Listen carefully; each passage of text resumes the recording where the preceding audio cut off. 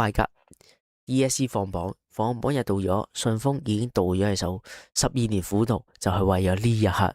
Hello，各位觀眾，大家好，我係 William 咁咧，今日我哋翻到嚟玩翻呢一個嘅香港人生模擬啊！我哋嚟到12歲呢個年紀啦，去記錄我哋依家咧派入咗 Band 1名校啊，即係中學派位 Band 1啦，咁就 OK 嘅。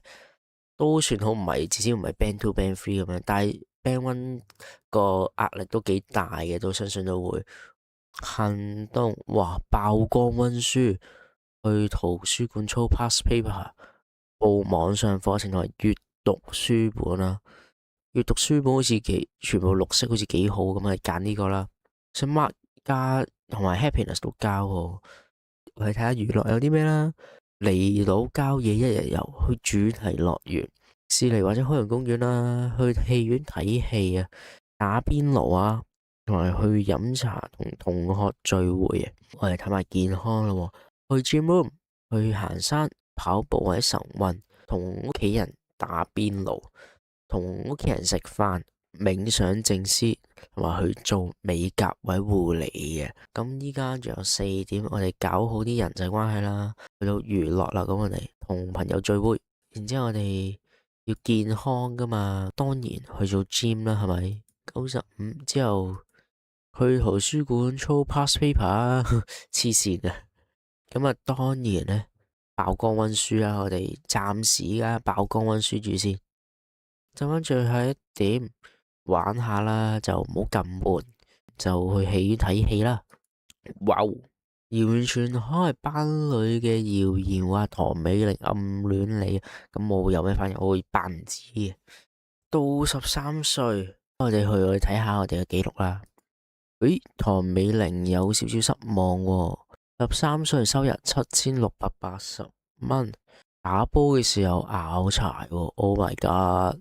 哇！連續2次打波拗柴，有冇搞錯？我哋去翻行動呢邊啦，我哋健康着緊啦，咁就去跑下步啦。我哋之後我哋再冥想靜思啊。我哋做咗3點就增值下自己啦，閱讀書本之後就爆光溫書，之後最後一點我哋有娛樂啦，就同朋友聚會。13歲完咗啦。咁14歲咧，應該係中2嘅時間啦。我咪嚟翻呢邊啦。首先就爆光溫書2次先啦。咁就之後咧就健康。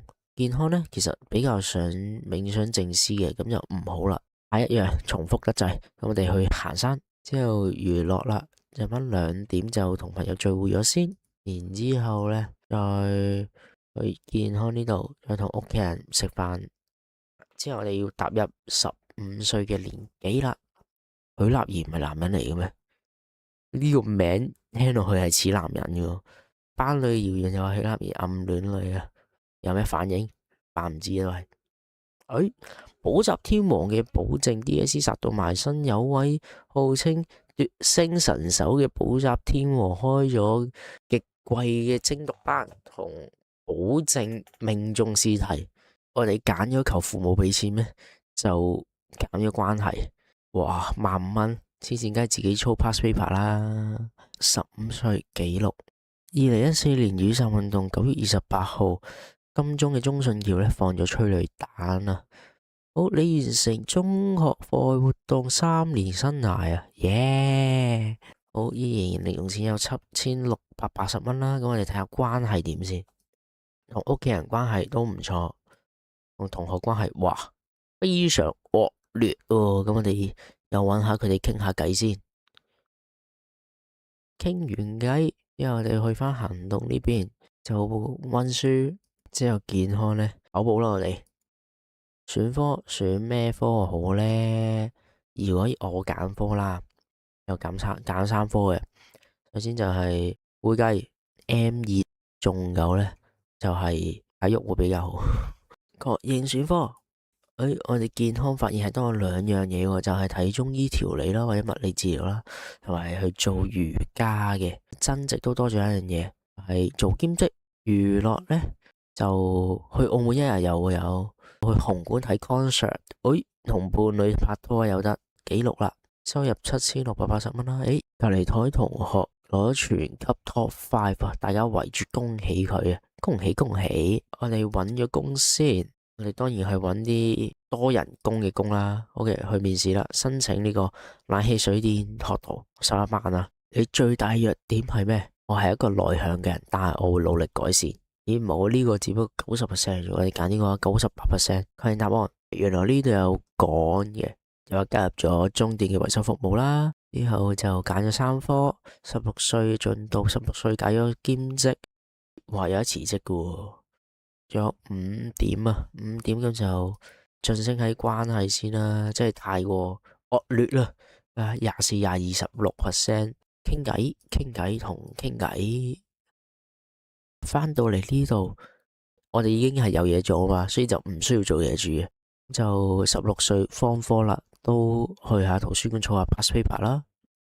然之後就翻最後一點嘅，咁有健康會快樂，咁就去做瑜伽啦。我哋然之後睇下資產啦，就去珠寶，我哋買下啲珠寶啦。我哋買升值大啲嘅8000蚊，自己保留。好，睇下我的資產啦。目前呢個翡翠手續呢，就升咗9754蚊，都非常之多。我哋出到翻嚟就係時候就加一個年紀到17歲啦。17歲。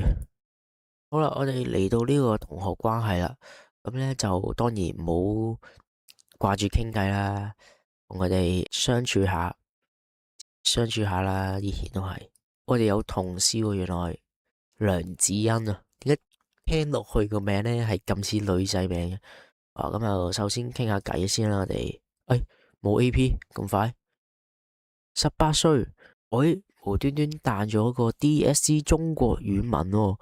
佢就問啦，成語破釜沉舟通常用嚟形容下定決心不顧一切，呢個成語同邊個歷史人物有關？當然係漢語啦。Yes， 答啱。Wow， DSE English in DSE English exam, who is the most famous fictional student that everyone write about？ 咁就喺我哋 DSE 英文作文裏面，通常係邊個最常出現啦？當然係 Chris Wong 啦，成日都係你嘅。數學題喎，一件貨品標價100蚊，先打完8折，再加收加1服務費，最後要俾幾多錢呢？即係80蚊啦，80加1，咁啊88啦，當然係。Yes， 答啱。Oh my god！原來佢係真係好似 DSE 咁樣去出題咁樣，我覺得幾正啊。通識公社啦，以下邊一間唔係香港嘅法定發鈔銀行呢？以我印象呢，我記得渣打銀行呢，好似我見過渣打銀行20蚊嘅，所以我決定揀花旗銀行。Yes， 冇錯。Oh my god！DSE 放榜日到咗，信封已經到咗喺手，12年苦讀就係為咗呢一刻。打開成績單，25分。Oh my god， 都唔錯。哇！中文5星星，英文5，數學4，公民合格 M2 都有5，會計都有4，但可惜體育就非常之差，得個2，但係冇問題嘅。計 Best 5咧，下面見到啦，Best 5 5加5加4加4 23分。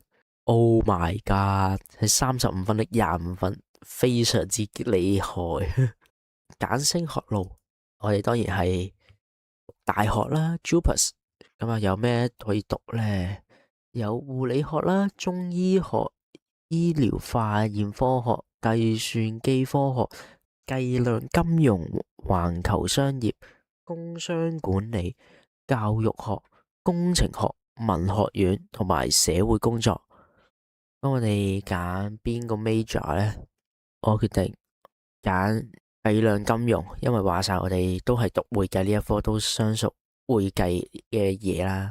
確認。好，父母嘅回應，我哋幫你出一半以上，你都要出翻啲。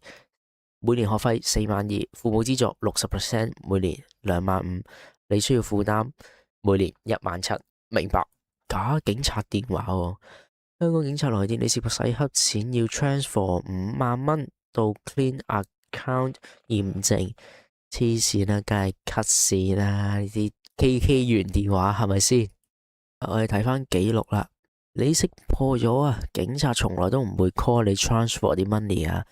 大學開始啦，需要4年嘅 DSE MC 部分答啱4中4。Oh my god！然後佢頭先出嘅 MC 咧係會加 DSE 分數8分。Oh my god！即係原本我哋咧如果冇答啱晒咧，就係得17分嘅。It's crazy！感覺上咧呢隻遊戲咧俾我感覺真係非常之真實啦。好啦，咁你咧玩到18歲呢個年紀，中學畢業啦。呢條片到此為止啊！